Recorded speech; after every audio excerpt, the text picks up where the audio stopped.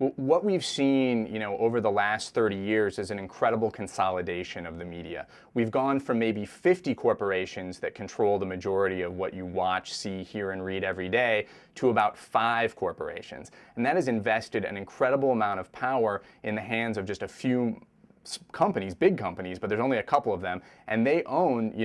incredible amounts of television stations, newspapers, internet sites, cable TV channels, all coming from the same owner. And it's really a danger to our democracy, we believe. We think that an informed citizenry, requires lots of different conflicting viewpoints, lots of different ideas in the marketplace of ideas. I think it was Madison who said that if we're going to have a popular government, we need a popular source of information, or at least the means of acquiring it, or that government will either be a tragedy or a farce, or probably both. The founders, fundamentally understood this need for a variety of sources of information, for sources of information that are independent from the government, independent from the biggest business interests, that you need to be able to choose from among lots of different sources, lots of different viewpoints to make those informed decisions and take an active role as a citizen in our democracy. That's why for us it boils down to these fundamental issues of media ownership. If you have a greater variety, a greater diversity of media owners,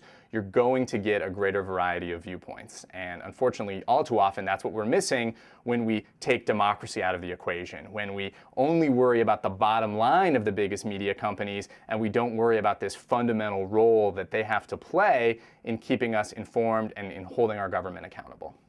If you only have 1 or 2 organizations that are providing the news, it becomes even harder to challenge those in power, because if you do and you lose your job, there might not be anywhere else for you to go. And so I think what we really have is a total imbalance, and I do think it is tied into this media consolidation where the bosses, they have broad business interests that they're looking to, win favor with the government or win access for certain kinds of interviews, and that's gotten in the way of the individual, too often gotten in the way of the individual journalist's responsibilities.